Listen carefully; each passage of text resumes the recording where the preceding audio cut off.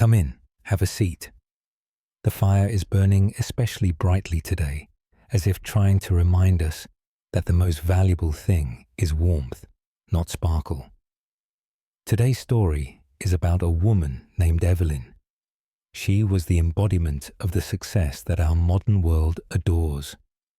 Vice president of a large financial firm, an apartment on the top floor with a panoramic view of the big city lights, and her name featured in young and influential lists. She was 32, and she was utterly drained, not tired, but utterly depleted. For the past 5 years, her life consisted of 2 states: deadlines and preparing for deadlines. Christmas did not exist for her. There was only the window between the quarterly report and the annual budget. The December night outside her window was clear and cold, and in that sparkling, icy beauty, her perfect, minimalist apartment seemed not like a home, but a screenshot from a high-end magazine. Flawless, yet empty. In this story, she didn't need Santa. She needed someone to remind her who she was before she became who she was supposed to be. 2 days before Christmas Eve, Evelyn received an order from her boss.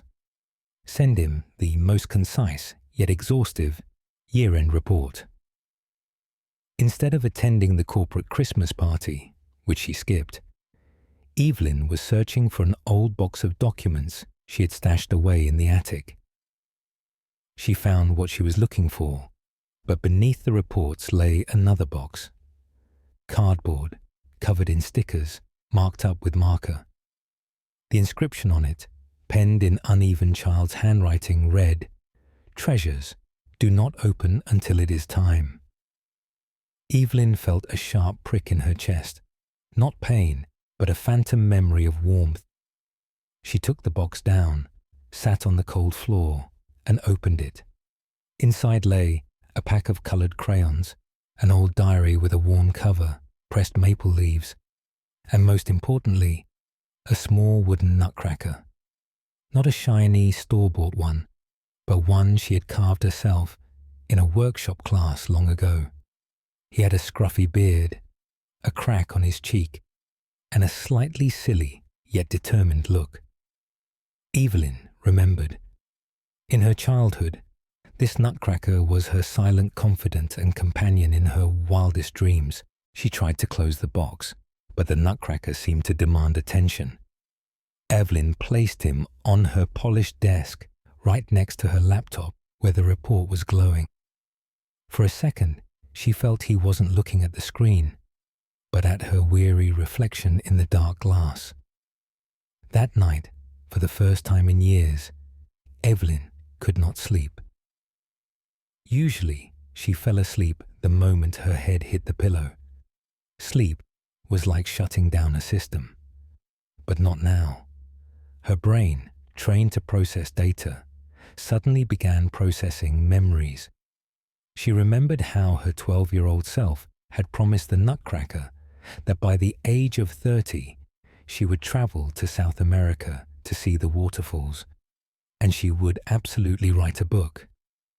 She got up and walked to the desk. The nutcracker sat motionless, but his presence was louder than an alarm clock.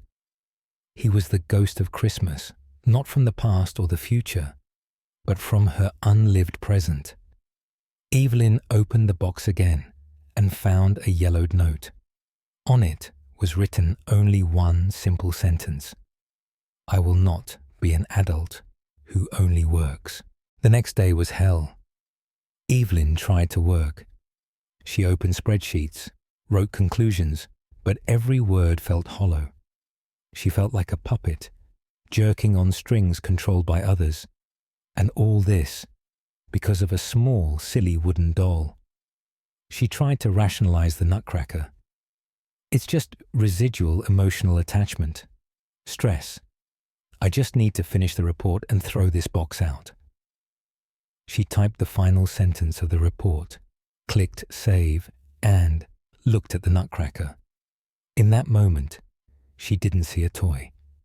She saw herself, that 12-year-old girl who had invested all her hopes in him, believing that the adult Evelyn would never betray her. And here was the adult Evelyn, sitting in an apartment worth the price of a small waterfall in the Andes, and all she could do was stare out the window at a city she didn't see and write about numbers she no longer believed in. Christmas Eve arrived. All she had left to do was send the report. Evelyn's hand hovered over the send button. Suddenly, she felt an icy emptiness. It wasn't just burnout. It was the loss of her soul. She realized that over the years, she had achieved financial success, but had completely failed the promise she made to herself. And this was the most painful failure of her life. Evelyn did not delete the report. She simply closed the file. She pushed the laptop aside. She picked up the pack of old colored crayons and began to draw on the back of a discarded printout. Tentatively, at first. Then, with force and enjoyment. She drew the raging waterfalls she had promised herself she would see. She drew all through Christmas Eve until the sun rose. The room was illuminated with orange light, and her fingers were covered in colored dust.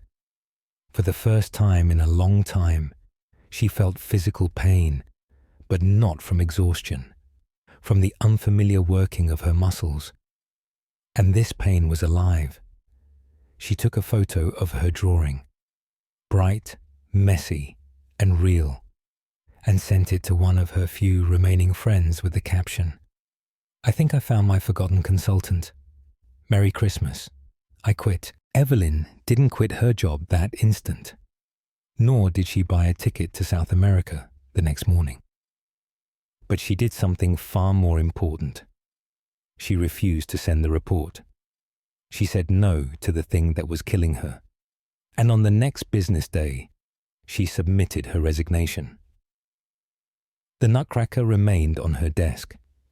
Now he was no longer the ghost of unkept promises, but a beacon for the future.